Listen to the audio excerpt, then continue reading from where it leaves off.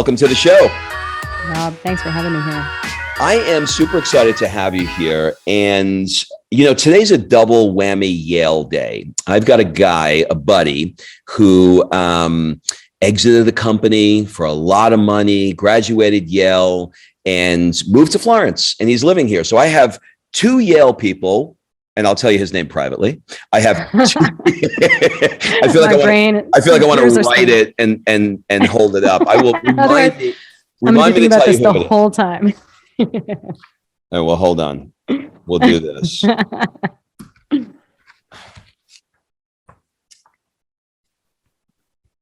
You see it? That's a name. Nope, I don't know. I know. Poor guy, right?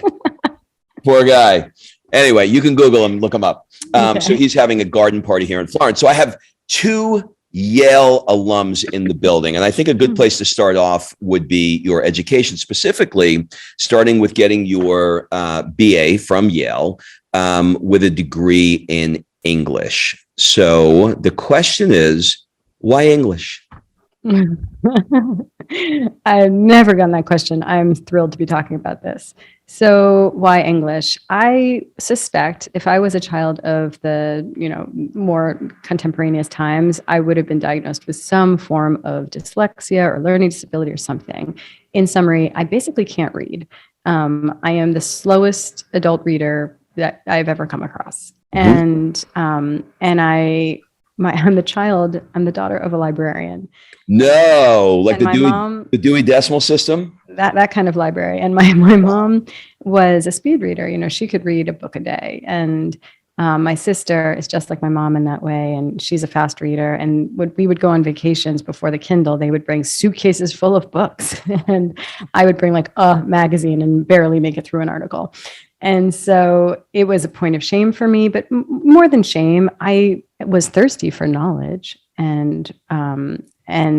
But I was so stymied by my slow reading. So I still just didn't understand this. I got to college and I was struggling to choose a major, and I went up and down the hallways of the university bookstore. And I was like, I'm going to pick my major based on which aisle has the most books that I want to have read in my life. And that was, English major was a clear winner. I wanted to have read the canon of literature. I didn't realize at the time, just being an English major did not ensure that I was suddenly going to be able to read. And so I ended up graduating from college. I hope none of my professors are listening now and rethinking the A- they gave me. But basically, I only finished one book in college. And it was Anna Karenina. It was because I was taking two classes at the same time that were both simultaneously reading Anna Karenina. And for that, I managed to finish that goddamn book. But every other book, I was maybe halfway, 3/4 of the way through, and kind of, trying to be a synthetic thinker and still have valuable things to say, like in essays that I would write. But I couldn't read. And cut to 2022, I'm really grateful for Audible, because Audible has synced up my thirst for knowledge and the stack of books I want to read with my ability to actually make it through them. And so now, Audible taught me to read. I listen to books, and that's are you still struggling currently with it, or do you now have hacks in place that allow you to read somewhat faster? Still struggle, no change. Yeah. I mean, the two things have changed. One is that I'm less inflamed. So in high school and college, I was a bit inflamed. I was still eating gluten. I wasn't getting good quality sleep. I was on birth control pill at various phases. I was not physiologically in a state of balance. And that did impact my ability to stay focused and to have attention. I was also stressed and overwhelmed and unmoored, and all of that impacted my ability to focus. I'm less inflamed now, and I'm really engaged with what I'm reading. So at least my retention is better, but the speed is really slow. Well, this begs the question, how does one get into and graduate one of arguably the best colleges in the world with this as a background?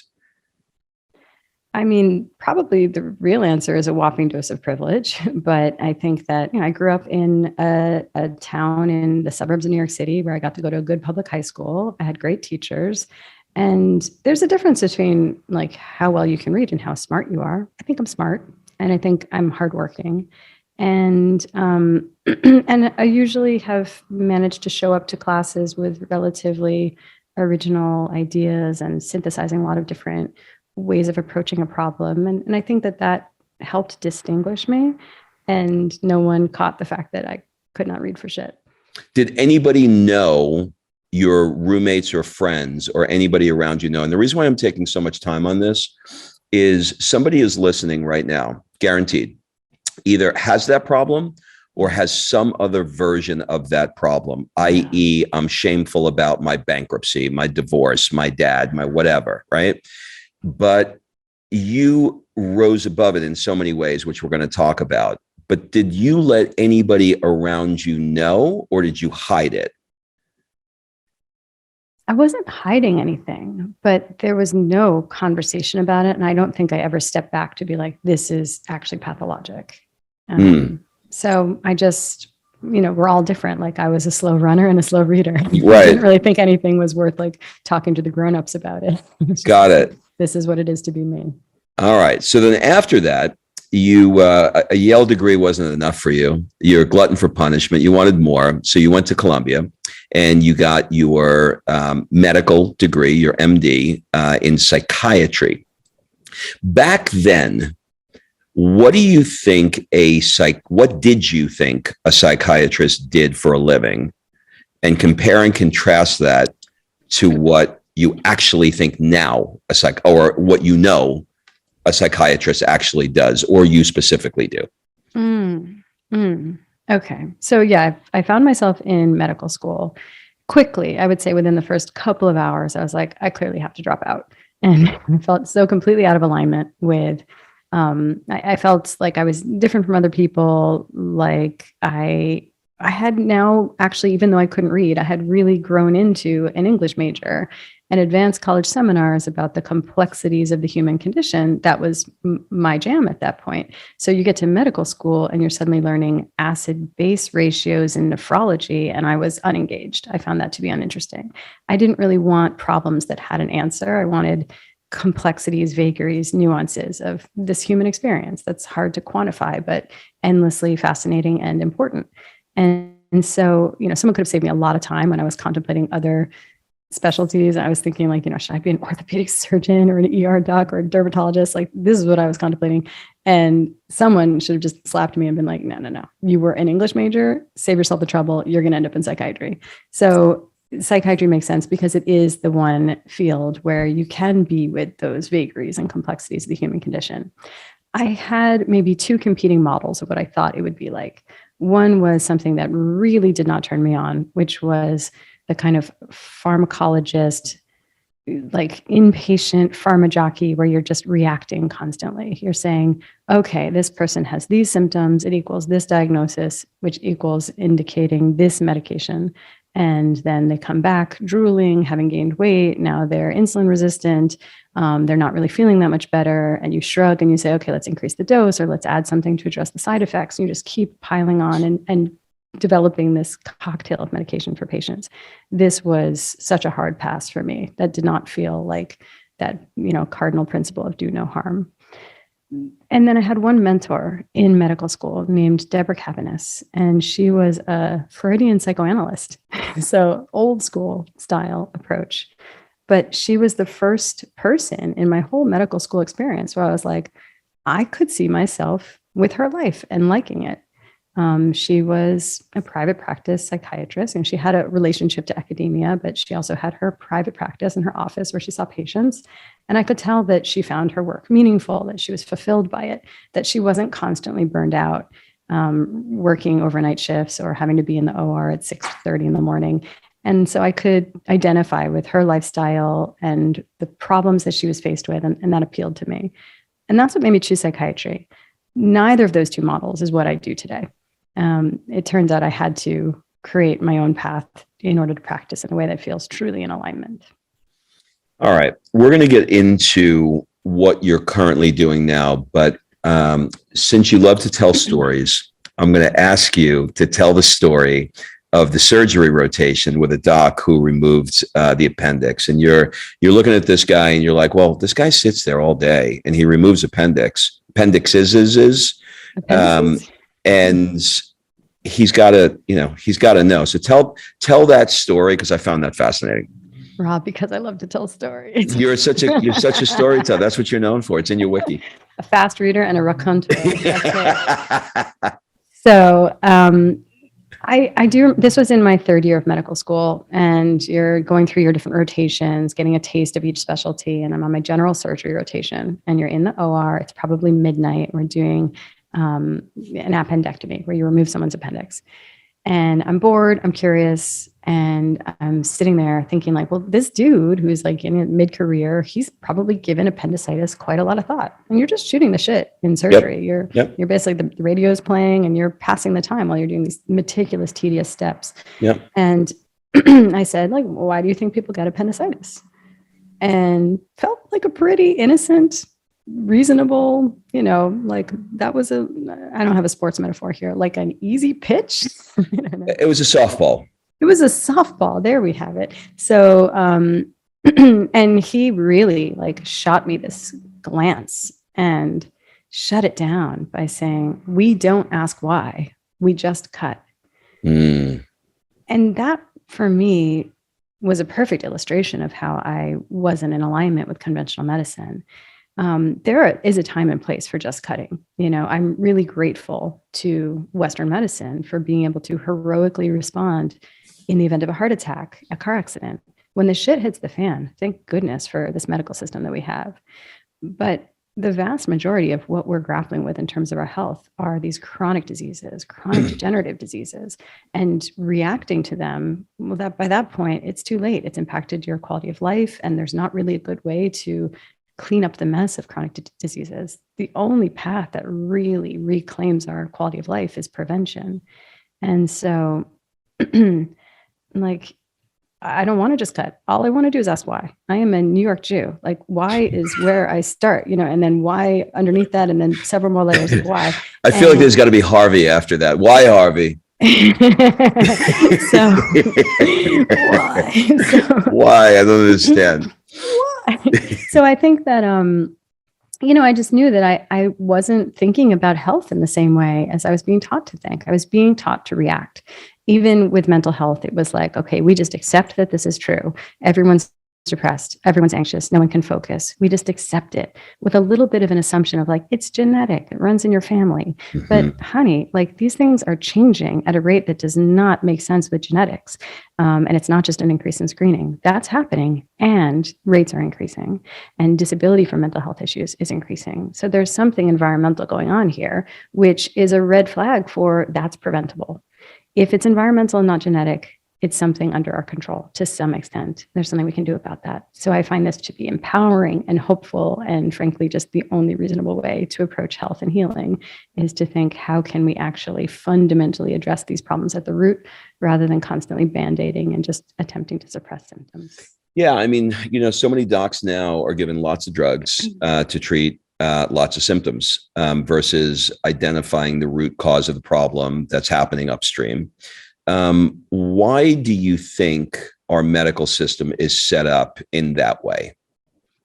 There are moments when I'll think like it's pretty nefarious, but mostly I think it's a series of accidents. I think that the real crowning achievement of Western medicine was a long time ago. It was really with the advent of antibiotics. And it's like, okay, someone has an infection, it could kill them. We have antibiotics, we can cure it. And this person lives, they're a happy camper. We feel like very potent doctors. And like that was the model that worked in that instance. And I think we keep trying to get back to that with conditions that don't lend themselves to that in the same way. So like antihypertensive medications, like blood pressure medication, is not the cure for high blood pressure. The cure for high blood pressure is to not have high blood pressure through a series of supporting your vasculature and not being insulin resistant and not having excessive abdominal adiposity. With mental health issues, we think, okay, depression, it's this genetic chemical imbalance. It's inevitable. And the cure for it is Lexapro. But depression isn't a Lexapro deficiency disorder. It's a compilation of a little bit of genetic predisposition and a whole lot of ways that our physical health, our environment, our fundamental human psychospiritual needs are unmet or out of balance, and it's manifesting as mental health issues. So Lexapro doesn't really get at the problem completely. And we're overlooking that there are pathways to take to address it. Yeah, I have an interesting lens here with this discussion. Because I've been in Italy for the last 10 months now, I am not hearing words that I did hear when I was in the States. For example, I'm 56, I'll be 56. And I never heard ADD, ADHD, LMNOP, bipolar. I never heard it, right? And everybody I know has got some acronym on their name right now. They're suffering from anxiety. They've got ADD and ADHD, and they're bipolar. I'm not saying it doesn't exist in Italy, because I'm sure it does, but it is definitely not a conversation that anybody is having. And it makes me wonder if these diagnoses are based on conversations in a doctor's office, because that's effectively, in the field of psychiatry, that's what you're doing. You're having a conversation, you're asking about their symptoms, they're telling you things, right? Because you're not following them around. You're not doing a blood test to see if there's any low anything, or if you're not doing a brain scan to say, okay, you got bipolar based upon these polls that I did in your MRI. How accurate are these diagnoses that people are being given by general practitioners who really aren't even psychiatrists, be given by psychiatrists who give drugs out all the time? You see where I'm going with this? I do. Yeah. So you're absolutely right that mental health issues are not a objective. We're not diagnosing via blood test or brain scan. It's a clinical diagnosis, which is how we say, like, a doctor sat there and talked to somebody about their history and their symptoms, and then arrived at a conclusion. I think that I'm going to take this a little meta, but I think that the diagnosis is not the problem. Like, it's what we are calling depression and anxiety, and what we think these conditions really are. So, there's certainly variety and quality of diagnoses. I'm probably mediocre. Like, some people are really very good at being like, we thought it was PTSD, but it was really OCD, and people are sort of like getting creative about how they're using the diagnoses of the DSM, the Diagnostic Statistical Manual, or Bible of mental health. But I think that where I take issue is not this overdiagnosis or what we're calling depression. Is it really clinical depression, or is actually, someone just kind of bummed, or is this actually clinical anxiety, or are they just stressed? Like, I don't really care about the distinctions. I care about our mentality of what we're thinking anxiety or depression is. We're thinking this is a diagnosis. We think it's a disease. We think it has a genetic component, and it's somewhat of a destiny or a fate, and it's inherent and a fixed trait about somebody. And that's where I think we're getting it wrong. So is there more screening and overdiagnosis right now? Probably, but there's also incredibly high rates of people subjectively connecting with a feeling of anxiety. It's common right now.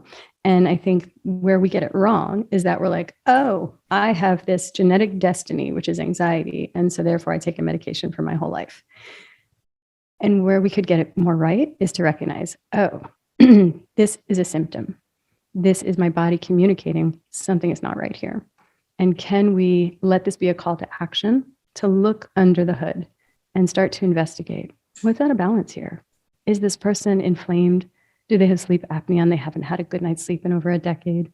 Are they micronutrient deficient? Are they on a medication that's creating anxiety as a side effect? Is everything jacked up in their digestive tract? That's common.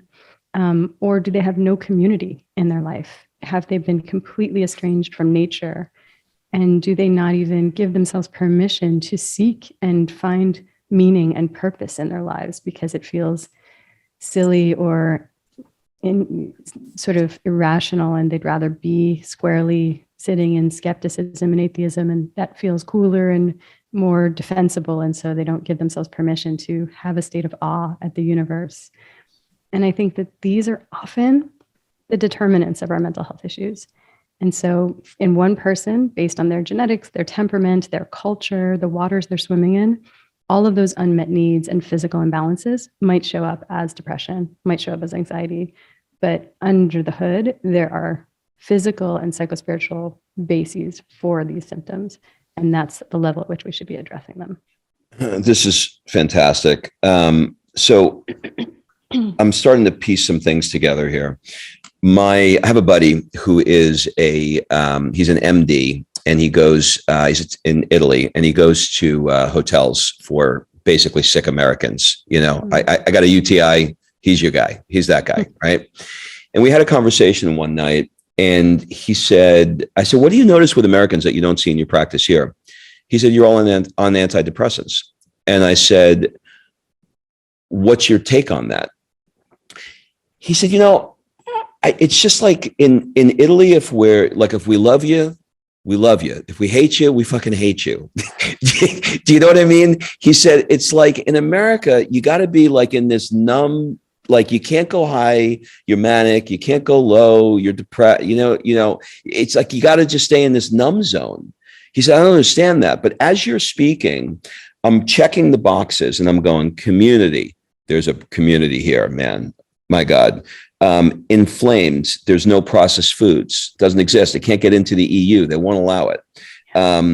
Lifestyle. It's all about La Dolce Vita. If I walk outside my door, it's 5:30 right now. I guarantee you that the streets are lined with spritzes. Like everybody is sitting there having a spritz. Okay. Physical. I do 15,000 steps a day on my Apple Watch, just walking. Right. So, and I can go on and on. You get the idea. So how much do you think I'm writing? This is a little bit selfish here, but I'm writing a book on nature, nurture, and neighborhood. You can't change nature. You can't change nurture, but you can change your neighborhood. And the area that I'm living in now, because I'm in the cradle of the Renaissance, where it's 2,000 years old. So I'm looking at buildings. The building I'm in is 700 years old. The church that I'm looking at is 700 years old. It took 150 years to build, right? That neighborhood affects how I react to things. So do you think that this is a uniquely American, Canadian, Australian issue because because of their neighborhoods or how they're set up, or do you think that there are other things that are at play here? Yeah. So I agree with everything you're saying. And I mean, I'll add one little, before I even answer your question, I'll add one little caveat, which is that what we know now in terms of the field of epigenetics is that to a little bit of an extent, nurture and neighborhood impact nature, which is interesting. How so? There's the blueprint of our DNA, but there is such a thing as an epigenetic change. So an epi, I don't know, this is like a Greek or Latin suffix or prefix to mean. I'm going to Greece tomorrow, so catch me up. So I'm looking into that. So basically, Google couldn't possibly answer this question. We'll wait for you to get to Greece. Okay. So I think that basically there's things called methyl groups, where your body, in a beautiful machinery sense, is constantly scanning the environment and trying to adapt to it. And certainly when a woman is pregnant, that's even impacting the baby's development. So say a pregnant woman is living in a time of famine. It is adaptive for her genes to say, okay, then when we get some food, we're going to store it. We're not going to churn at a high level of metabolism. We're going to store this as adiposity to save. And it's also that environment is impacting the genes of her fetus and telling that fetus, you are being born into a world of famine. And so you want to change your metabolism so that you have a better chance of surviving in this world. And if it's a female fetus, she already has the follicles in her little fetal ovaries that go on to become her children. So grandma's environment is impacting grandchild's genes through epigenetics, through methylation, that basically, people have better analogies for this than I do. It's basically putting a little tag on a string of DNA that either says, express this or don't express this. So it can promote or suppress. And that is a way that our DNA is actually in a dynamic with our environment. How woo-woo can I go with you? All the way. Okay, cool.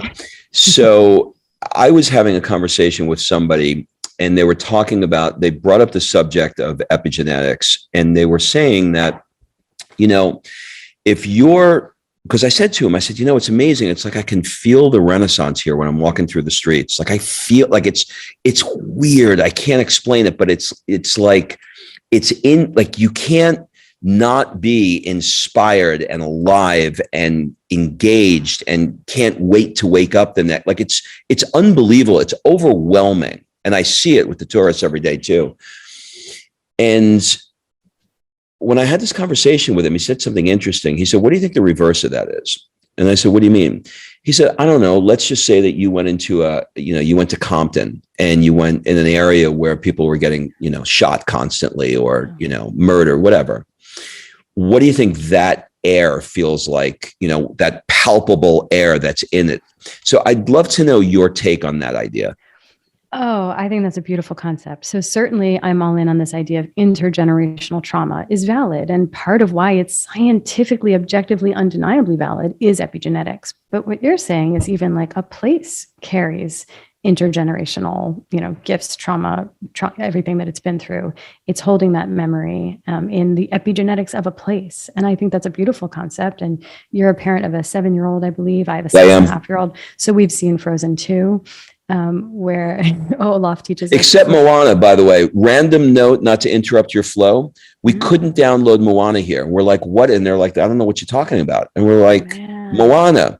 Turns out, random fact, Moana's a porn star in Italy, and Disney wouldn't name it Moana. They go to every country and determine whether or not the word is okay. It's called Oceana. Oceana. Okay. So you got the movie, just not Moana. Yeah. I mean, but now I want to see Moana. That's another conversation. It's an incredible movie. I stand by that one. And if you No. Now I want to see the porn one is what I'm saying. All right. I interrupted your flow. Epigenetics. It's a great name for a porn star. It's true. Right. So basically, Olaf in Frozen 2 teaches us that water holds memory. Things have the ability to be impacted, which is beautiful. And it's part of how we learn and grow and adapt. And it's no surprise that that's the design of genetics. It's the design of places. And I think that there's maybe even a two-way street here, which is that, and you were alluding to this with the earlier question that I still haven't answered about neighborhood and nurture.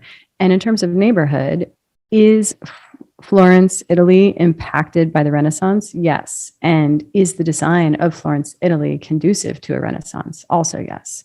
And so part of the reason it's in the lifeblood in the city is that the constellation of this is how the sun hits the trees and this is how the streets are built and this is how the food grows in the soil here. All of those things come together to promote a certain kind of, human exceptional state. And I think that similarly or conversely, when you go to a random McMansion suburb where everyone's in their bloated SUV and they live on a golf course and they feel really socially disconnected from each other, I think that is conducive to a certain kind of ennui and low-level depression. And it's because you don't have the vibrancy of 15,000 steps just to go about your day and coming across all the people living their life at 5 p.m. spritzers.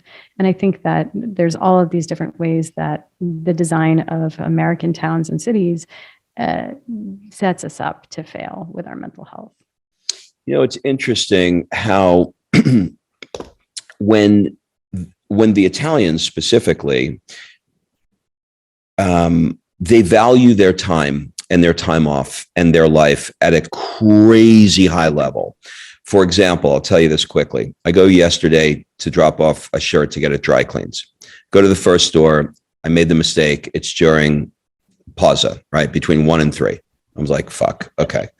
So I go all the way on the other side of town and I go to the other guy and I go to give him the shirt and he says, no.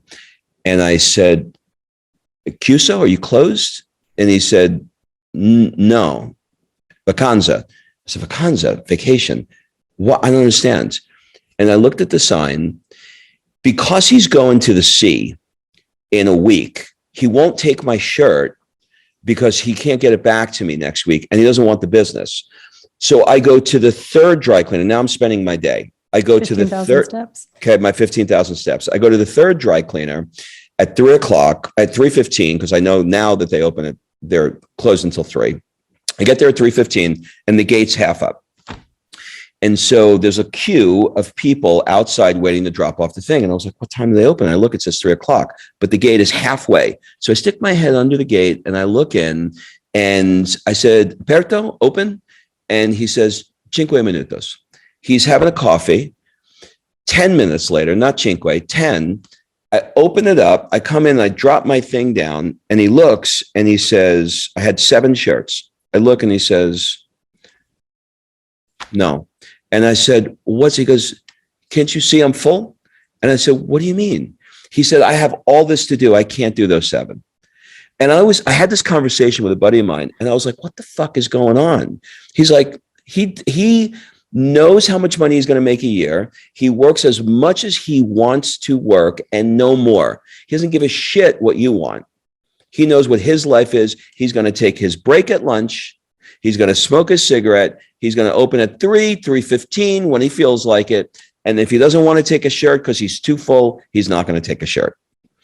That would, in America, if somebody saw the opportunity, there'd be 14 Goldberg dry cleaning, 1 hour Martinizing, right?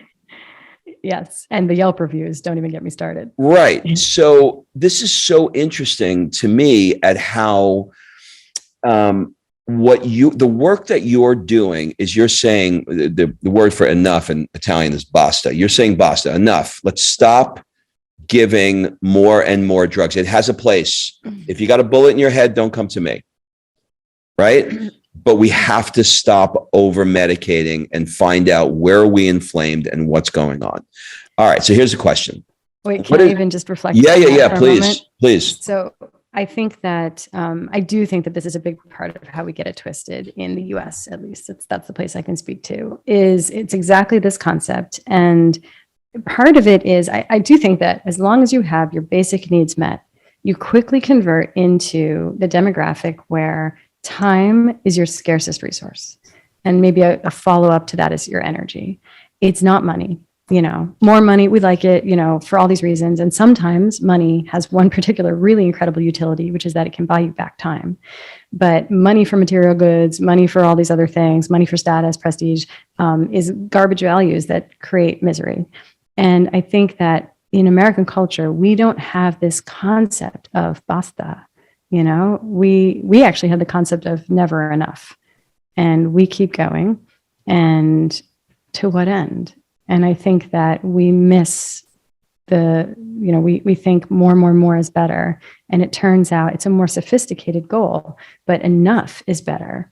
And then you buy back some time and spaciousness to just savor this human experience. Yeah, well, listen, it's a moving target, right? Everybody I talk to, if they're making 100,000 a year, they want 3 times what they're making, 300. When they make 300, I want 3 times what I'm making. So it's a moving target, and you're never ever going to be able to fulfill it. Question: how does a nice Jewish girl from New York who went to Yale find herself in a non-traditional acupuncture, Ayurveda, yoga world? Was it your mom? Was it your dad? Or what was it? There's no obvious answer to this. I think that I would not say my mom or my dad were unconventional in any way. So my dad, tax lawyer, my mom, librarian, like the straight and narrow. And you rebelled. I rebelled. I'm the younger of 2 siblings. My older sister is a lawyer. I do think that this is something siblings unconsciously do, is in an attempt to distinguish themselves. If someone else is nailing that demographic of like, I am the lawyer, daughter of a lawyer, and I'm smart and I'm ambitious, I kind of had to do something different. But I also think it's just truly my nature is, and I think it might even relate to the fact that I can't read for shit. Mm-hmm. I think differently. I have to acquire information in a different way. I can't do it the same way other people are doing it. So I do it through observation. I do it through questioning. And I think it created a very fertile ground to think differently about what was being handed to me and to rebel. Have you heard of and or read Bernie Siegel's book, Love, Medicine, and Miracles. No, but that sounds like an It's one of the best books I've ever read on this subject. And in short, he was an oncologist at Mount Sinai. And 90% of his patients, he had to walk in and say, you got 6 months to live. But there was a small 15 to 20% of them, somewhere in that range, that just didn't come back to the office. And one day he was like, where are these people? And so he had his front desk girl go see if he can find out if they died or if they're still alive. And there was a significant percentage of them that were alive. And he went and interviewed all of them. And he asked them, the hell did you do? And he said, well, when you gave me the diagnosis, I said, well, if I'm going to I don't want to do chemo, I don't want to do radiation. And if I'm going to spend the rest of my days, it's not going to be getting chemo or radiation. It's my choice. I'm going to do the shit I want to do. And so he found them very often. There were themes. And one of the themes was when he went to go visit them, they were in their gardening. Mm-hmm. Mm-hmm. And they started doing the things that they loved. So my question for you is, what's your thoughts on, I think I know the answer to this, but what's your thoughts on how the mind affects the body? And this is going to be, this is a question that I don't want to put you on an awkward spot. So if you don't want to answer this, feel free not to. But how far do you go when somebody gets a diagnosis and says, you need chemo and you need radiation, and that person looks internal and says, you know what, I am going to go down a different road. I'm not doing this. I'm going to, look at the inflammation in my body. I'm going to meditate. I'm going to tell the people I love them. And I'm going to do all the things that I know that's going to put me more in balance. But they have to make a decision. Are you going to get the radiation? Are you going to get the chemo? Because, I'm telling you, the tumor is going to grow. And they go to an alternative doc or they go to the traditional doc. How do you advise someone? And I'm giving you a fictitious case here, but how do you advise someone? Because I happen to have a friend who just got diagnosed yesterday, and I am along the same lines as you. But how do you advise somebody something like this? Yeah. I don't have a simple answer. I would say that part of what you're getting at with the, guy who went after his patients that were lost to follow-up is, I think, centered around the nocebo effect. And we understand the placebo effect that here's this pill. It's a happy pill. It's going to make you feel better. And sure enough, if they give you a sugar pill, but you're told it's an antidepressant, 6 to 8 weeks later, you're going to be feeling better. That's about, a 30% effect. And so we have that, but we also have the nocebo effect. If someone says to you, you've been taking this antidepressant all this time, but I'm switching it out for the placebo, even if they're lying and you keep taking the exact same medication, you're going to have a relapse of your symptoms. So our expectation is powerful. And I think that even just the medical industrial complex is full of nocebos, and even a kind of everything about that world. I think it's well-meaning mostly. They understand the medicines and the interventions. They don't understand how to cultivate a healing environment. And so it's somewhat of a good medicine in a poisonous environment. And the fluorescent lights, the bad bedside manner, the paper gowns, the sitting on the table, no back support in this power dynamic with a physician who's busy and rushing and staring at a computer, all of that is not giving us our humanity. The garden, on the other hand, is meeting certain needs. And this is why I'm really glad that I'm not in oncology, because as I mentioned earlier, I'm about prevention. Once the shit has hit the fan, it's a different story.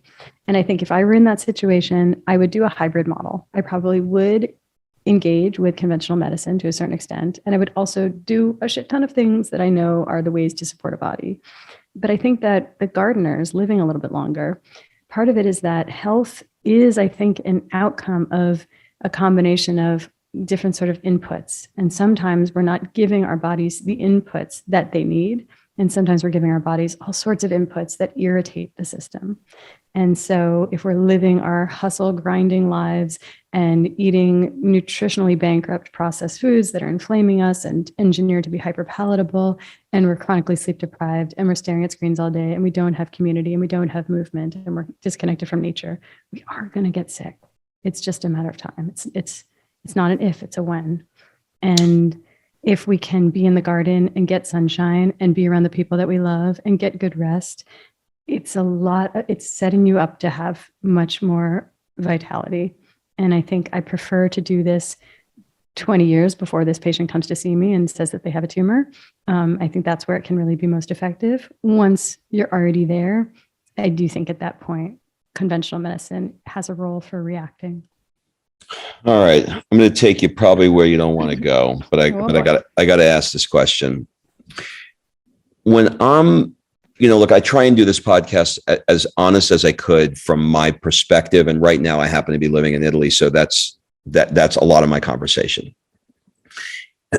Before we moved to Italy, and one of the things, other than Stanley Tucci doing Searching for Italy on CNN, one of the things that sent us over the edge was we were last in Los Angeles in Hermosa Beach, and we backed up to my daughter Sophia's elementary school. And one day we hear, get under the table, get under the table. We're sitting on the back deck and we're like, holy shit, what's going on? And we find out that they were doing a shooter drill in her kindergarten class, preparing her to go under the table.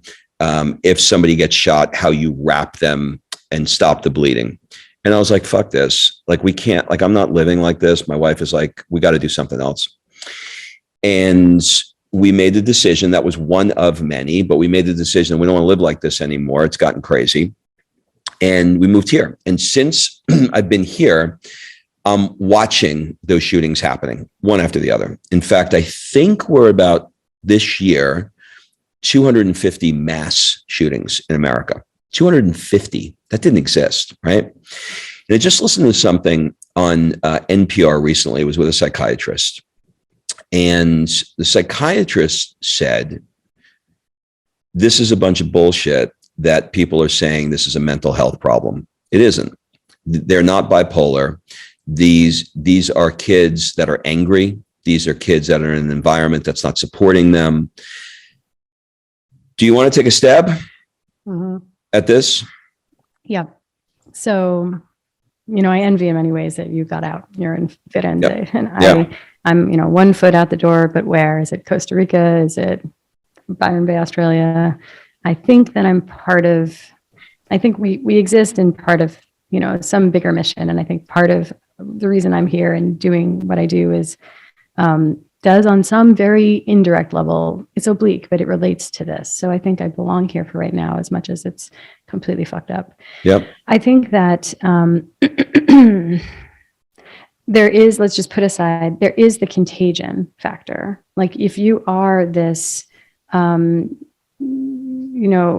lacking good relationships, angry, unmoored youth, I think you see other kids kind of have a twisted form of notoriety and glory from shootings, and you look up to that. And so I think that's part of the problem. I think that they are contagious. I think they spread like wildfire. I also think that I don't think of it as a mental health problem. And I do think that that's a bypass and diverting from the problem. Like what it really is in my mind, and I know this alienates many, many, many people. I do think it's two things. I do actually think it's a gun problem. I think that it is. Let's just say it. They don't have guns here in Italy. Nobody's dying.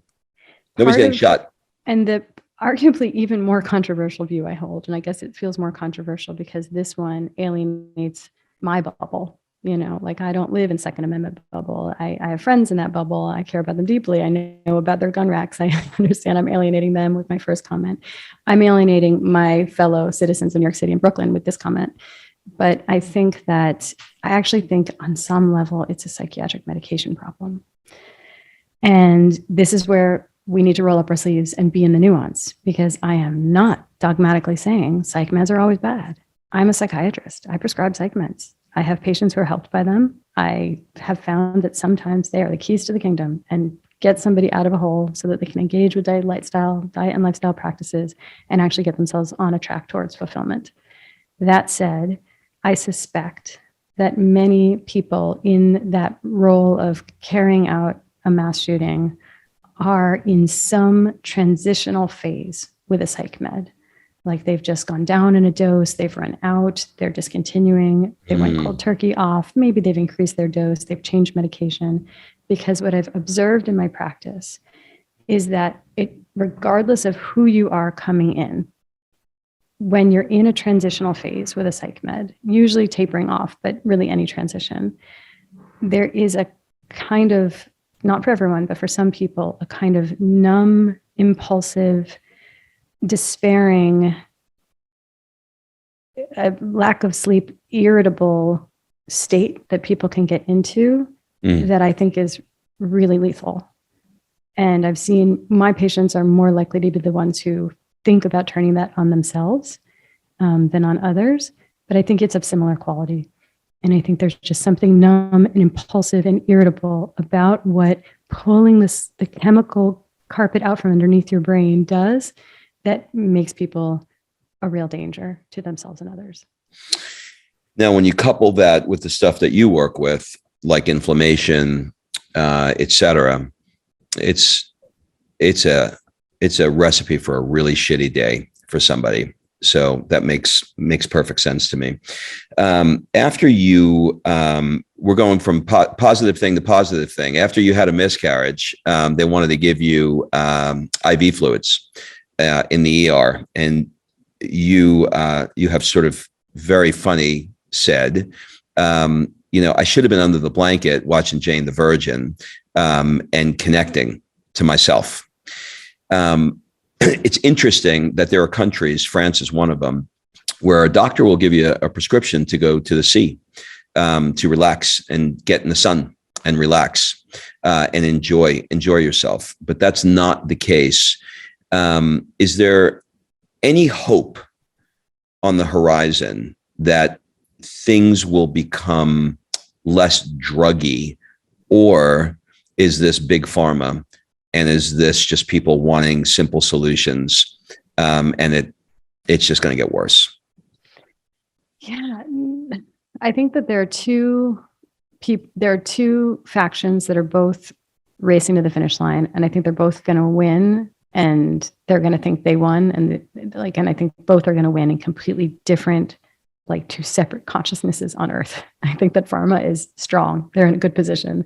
I'm bullish on pharma, and I'm also bullish on like this growing tidal wave of people who are like, wait a second, that system, I turned to it when I was sick and I was suffering, and it actually didn't help me at all. And looking back now, I realize it actually made me sicker, and I'm going to opt out, and I'm going to learn how to keep myself well and keep my family well. And I think that movement is also winning. And I think we're almost separating into two consciousnesses. That after my miscarriage, it was, I did end up staying home under the blanket, watching Jane the Virgin, eating ginger snaps. And but it's interesting, right? Like, it's a judgment call. I'm a physician, so I have certain ideas about what's dangerous, what's safe, what are the risks after miscarriage, but I'm not an OBGYN. I don't know enough about it. So I was trying to suss out from home birth midwives. These were my care providers. So this is already on a hippie end of the spectrum. Yep. I was trying to suss out, like, they're telling me, well, okay, you miscarried. What you need to do is, and I explained the degree of the bleeding and that I was feeling lightheaded when I would stand up, and they'd say, oh, you better go to the ER and get IV fluids. And I know that in this medical, legal, very litigious country that we're in, they have to say that. And because if I were to faint and hit my head, that's on them. Why didn't they tell me to go be under medical supervision and get IV fluids? And so it just didn't leave room for a judgment call for me to be like, well, what would you do in this situation? Like, how bad are the risks? Have we ruled out an ectopic pregnancy? Have we ruled out the risk of a ruptured ectopic? Like, could I bleed out and die right now? Or do I just need to rest and hydrate in comfort and in a place that's also, humane and actually going to be supportive of the more psychospiritual journey that it is to have a pregnancy loss? And it was hard for me to get that information, even from home birth midwives in this country, that like, it was actually a totally valid choice to stay home and rest and be smart about it. And that's for me, in that certain specific set of circumstances, certainly not medical advice for anybody else going through a medical emergency of any kind. But for me, I had to ignore the advice and basically say, I think I know what my body needs right now. And my best path to healing is to follow these instincts. I had decided I had ruled out enough of the risk. It's interesting to me. You really have, chutzpah is the word, but you really have balls, because you're in a community psychiatric community that has protocols and they have ways that they do things, and there's a expected norm. I can only imagine, or maybe I should ask the question: how is your interaction, or what is your interaction like with your peers, knowing that you're sort of doing things quite differently than the average psychiatrist? Fine, thanks. All right. No, I can speak to that a bit. I think that it's part of why I knew I needed to go to medical school, was because I wanted to be able to be my own mechanic. I didn't want to take my car to the shop and feel like I was being taken advantage of and not getting the whole truth. I wanted to be able to drive my car off the parking lot and be like, I'll fix this myself. Yep. And so, that's what medical school gave me. That's an immense gift. Was it worth like all of my chi and the blood, sweat, and tears and 10 years and hundreds of thousands of dollars? I don't know. It's debatable.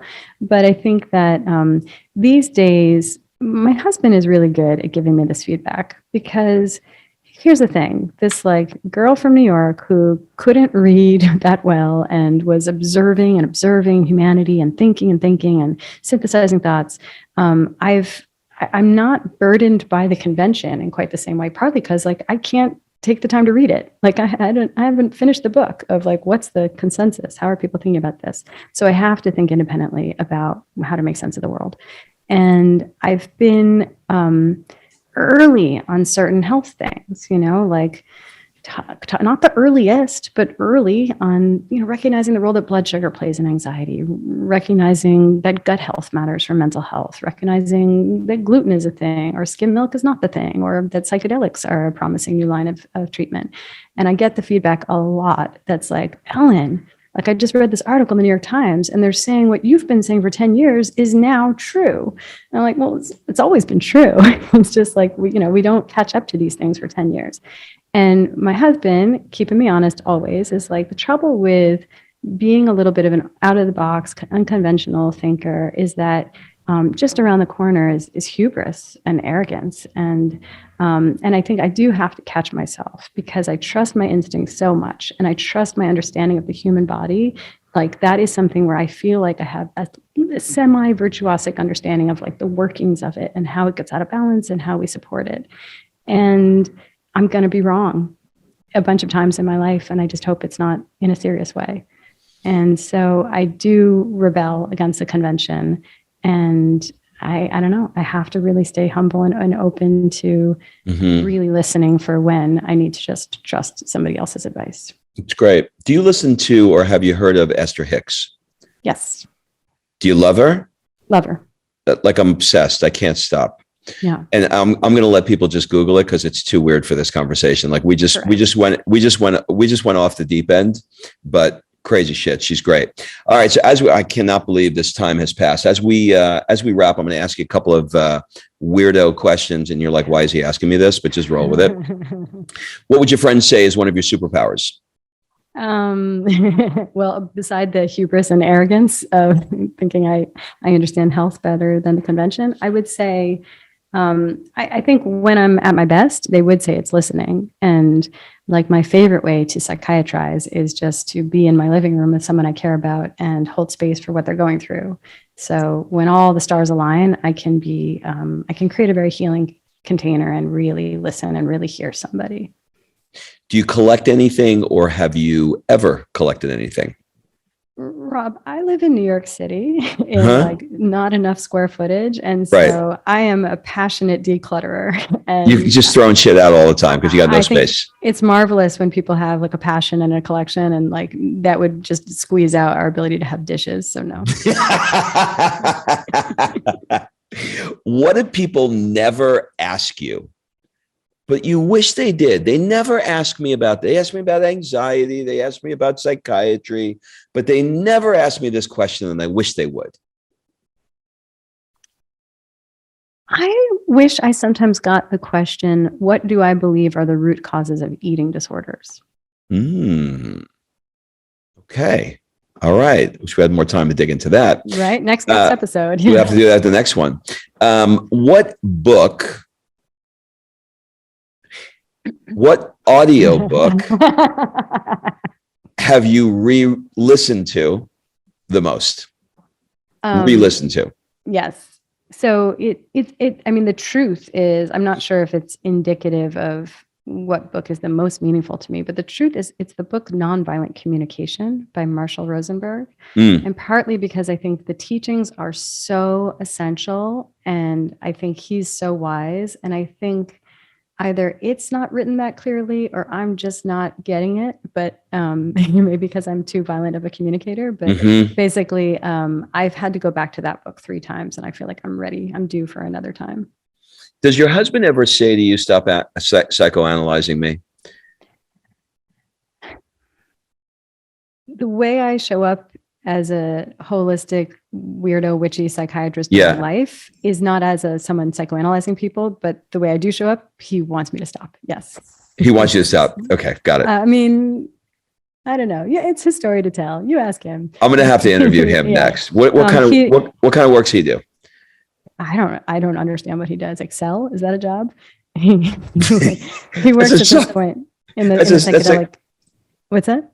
Did you say he works with Excel, the spreadsheet? I mean, every time he's tried to explain to me what he does, my eyes glaze over. When I go through, walk by his computer, it's open to an Excel spreadsheet without fail. So he does job Excel as far as I can tell. But he does work in the psychedelic industry and education technology. Psychedelic as in psychedelic?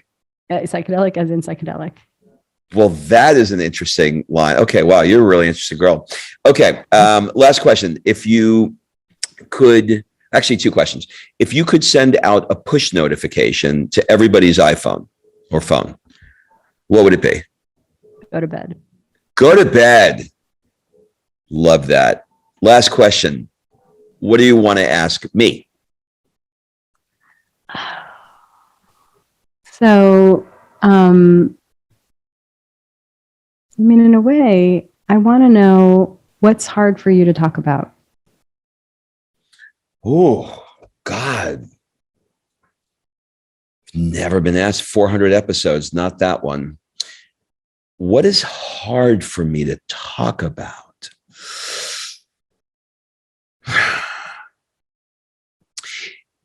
Okay. My dad was an abusive alcoholic that beat me. That saying that isn't hard to say because I've numbed out enough to be able to repeat that.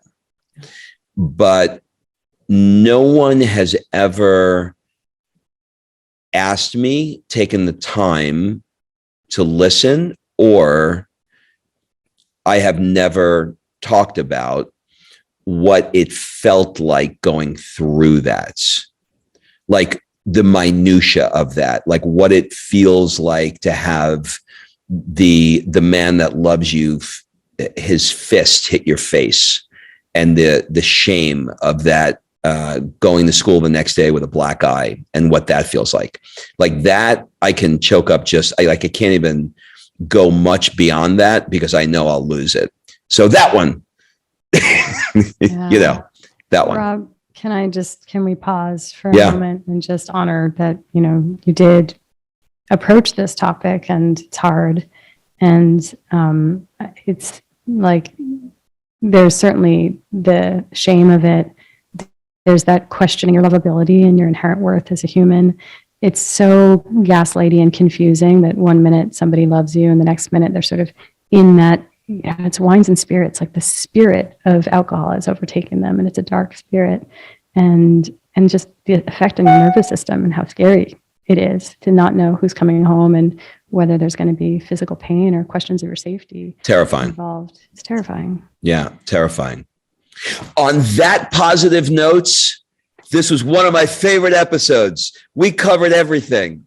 We covered miscarriages, shootings, abuse, everything. I see you. I see you. I see you. This was awesome. Do you have any final words, suggestions, or an ask for people that are listening? If this message resonates with people, if they want a different approach to managing anxiety, mental health in general, my hope is that my book, which is called The Anatomy of Anxiety, can be a useful tool. It's really the distillation of my life's work and all of these rebellious, weird approaches to mental health in one 250-page book. And so, yeah, that's I suppose that's my ask, but I really hope it's my offering. Amazing. Okay, we'll link everything up in the show notes. Thanks for taking the time to do this. Thank you, Rob. This has been a pleasure.